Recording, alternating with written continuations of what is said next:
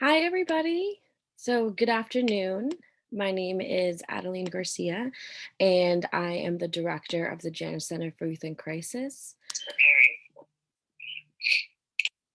Hi, everybody.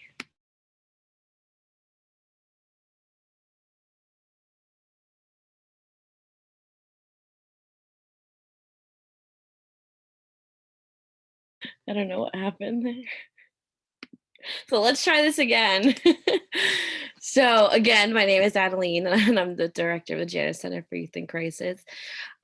We are here today to talk to you about creating and maintaining healthy relationships and talking about what that looks like within the youth, and also where to find resources and how to ask for help if you are a youth who is not in a healthy relationship.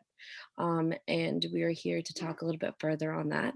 So, just as a little disclaimer, the information that we are sharing today is from youth.gov, and also the Michigan State University website, as well as adult counseling services. So we do not own any of this information, but we are very happy to share with it.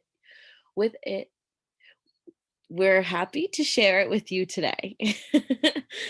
Okay, so I'm going to turn it over to Jordan Moning, who is going to start us off. We have Jordan, we have Talicia Anise, and Talicia Dobson today, who will be sharing this information with you all. So, Jordan, take it away. So to start off, I just want to touch upon how important it is to maintain healthy relationships in adolescence. So it's really important to recognize when you're in a healthy relationship and what characteristics you're going to look for within the relationships that you're maintaining now. It's really important because peer relationships help people in their adolescence to stray away from their parents and guardians and help them to develop their own personal identities, especially as they grow older. Um, some of the relationship skills that are developed during adolescence can help you in other aspects of your life, and knowing how to establish and maintain these positive relationships can help you make harder decisions down the line, especially as it relates to romantic relationships, different friendships, and school connections as well. So here's just a little table depicting some of the characteristics of healthy and unhealthy relationships, which we'll delve a little bit deeper into as we go further.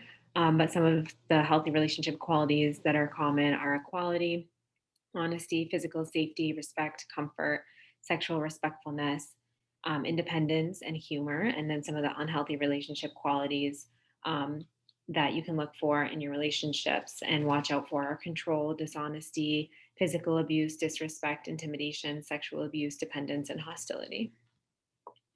So, with that being said, what are some characteristics that you would want to see in a friend or a partner? We'll get into it a little further, like I said, but some common relationship skills or characteristics that a lot of people like to see are communication, talking through your struggles and your successes with those that you're in relationships with, whether it be romantic or just neutral. Conflict resolution, knowing how to get out of tough situations and finding balance and compromising. Trusting each other is really important and being able to rely on each other, and then having an empathetic view to different problems and circumstances that may be brought up in your relationships with anyone. Taking on a different perspective is really important so you can understand the other person's side and where they're coming from. Hi, everyone. I'm Talicia, and I'll be talking about friendships. So friendships have a huge impact on your mental health and happiness. Research shows that friends are actually even more important to our psychological welfare. Friends bring more happiness into our lives than virtually anything else. So, what are the benefits of friendships? So, good friends are good for your health.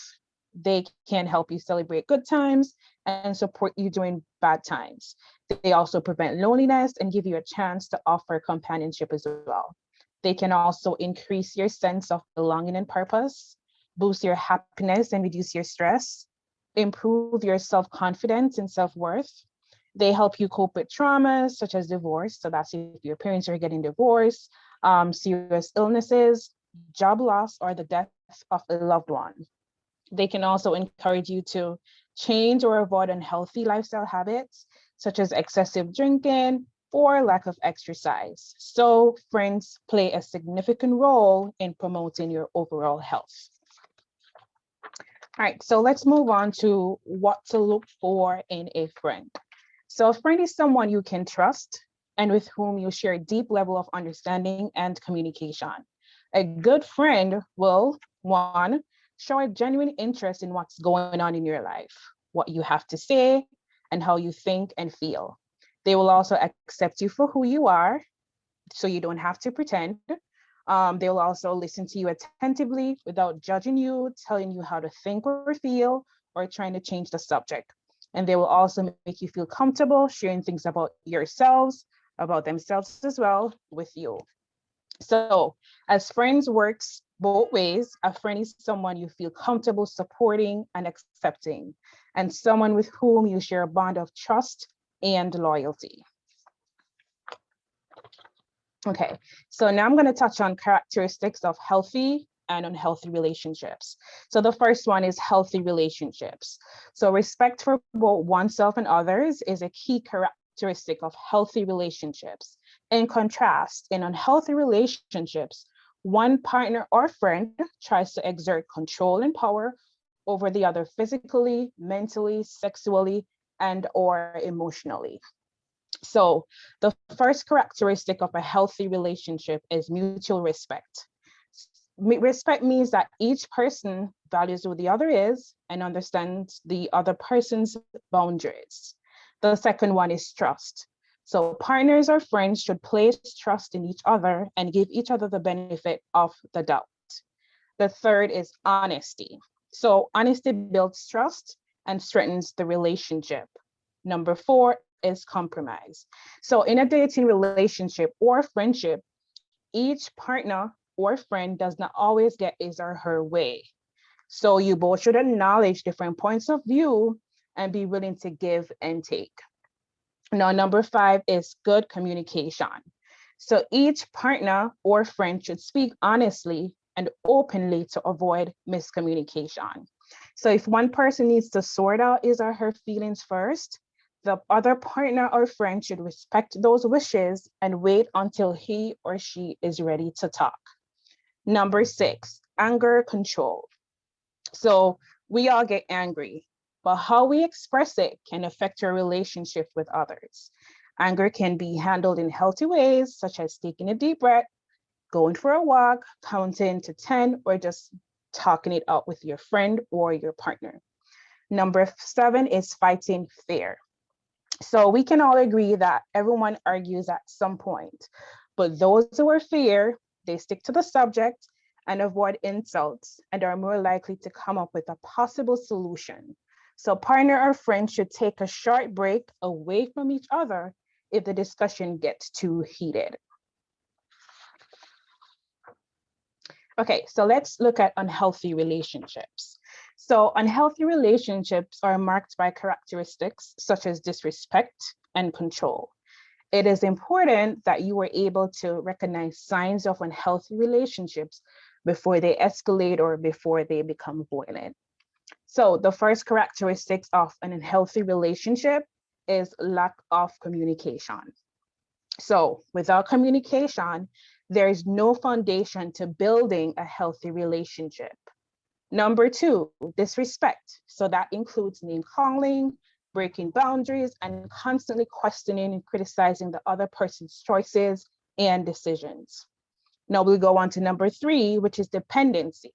So each person deserves a certain level of independence.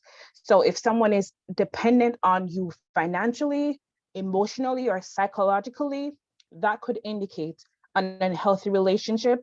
And you want to actually think about it and to see how best you can approach the situation. Number four is jealousy. So jealousy becomes unhealthy when it is constant or excessive and becomes about one partner or friend possessing the other. Number five is manipulation.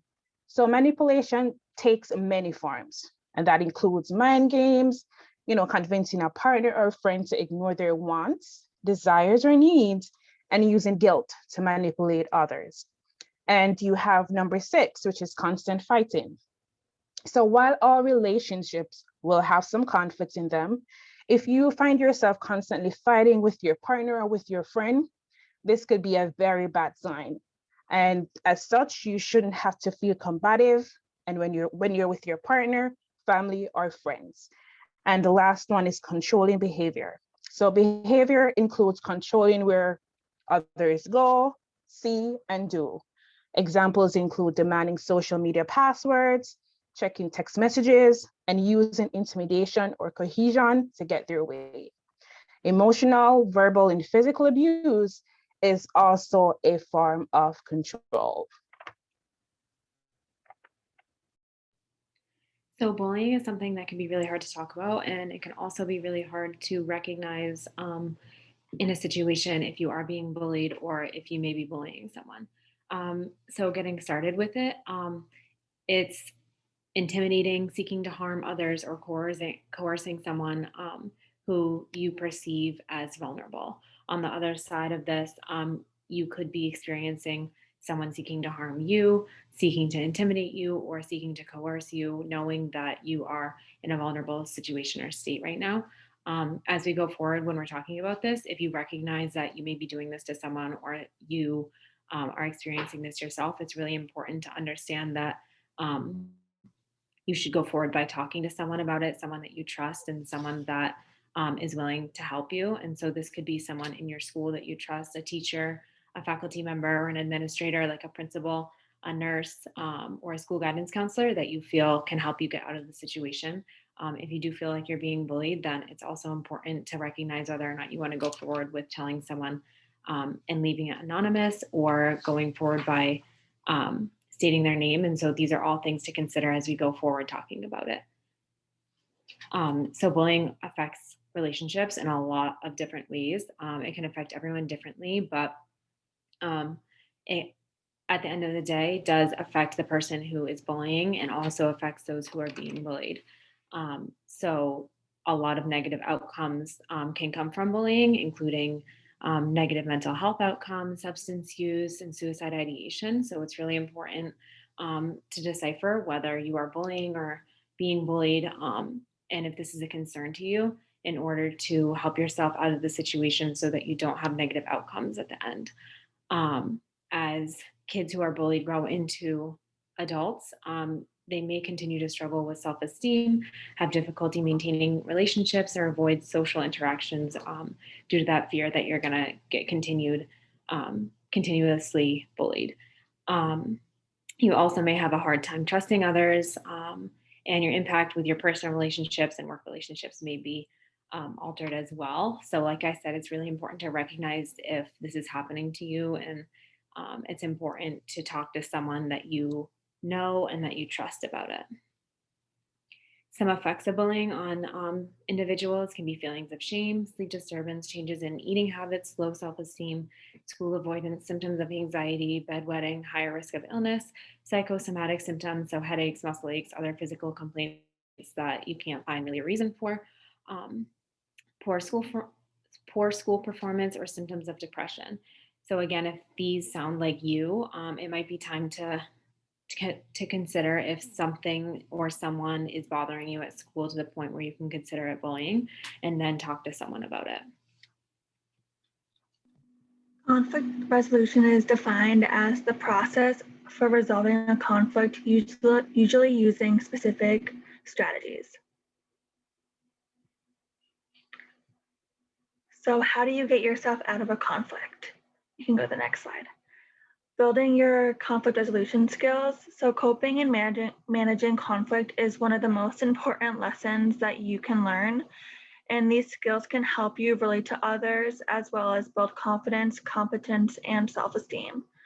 Some ways to build your conflict resolution skills are to step back and think, understand your goals for the conversation, listen to understand, communicate your feelings without placing blame, be aware of your own defensiveness, acknowledge your assumptions, seek common ground, understand the other's point of view by asking clarifying questions, know that conflict can be healthy, and separate people from problems. And then to wrap up this presentation and what we've discussed, relationships are important for adolescent development. Communication, conflict resolution, trust, and empathy are all essential relationship skills. Friendships have many benefits and play a significant role in promoting our overall health. And it's also important to know the signs of an unhealthy friendship or a relationship. The results of bullying can be devastating to both you and your relationships. So if you are being bullied or see someone else being bullied, it is important to tell a trusted adult, and conflict resolution skills can build and strengthen relationships as well as many other benefits.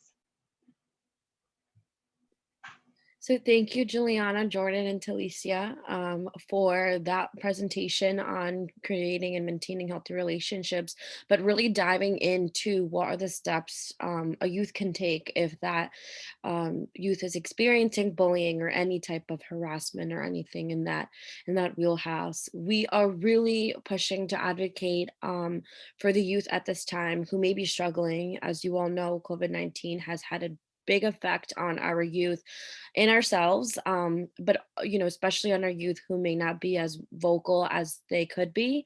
And so we hope that this presentation brought forth some resources and some information resonated with some of the youth to ask for help, and to really create and maintain those healthy relationships, because just like Talacia mentioned, it really does affect your overall health. And so with that being said, this concludes our youth support session for April. Our interns will be being dismissed from our program, and I shouldn't say dismissed, I should say being concluding their internship with our program. We are so grateful for their support throughout these last few months and really establishing these youth support sessions. But with that being said, our Janus Center program will be continuing to move forward, and next month we'll be able to continue these youth support sessions. Our topic for next month will be announced on our Facebook page, our Instagram, and all of our social media handles. So stay tuned to find out what that would be. And it would be run by our Janus Center staff. And so we do encourage you all, if you have any questions about any of the topics, or even suggest any topics regarding the youth that we work with, but also that we are attempting to communicate this information to, we encourage submission of topics, and you can email me at adelinegarcia@ccgb.org, or also message or using the message feature on our Facebook page as well. So thank you all again so much for tuning in, and stay tuned for the next youth support session topic. Thank you.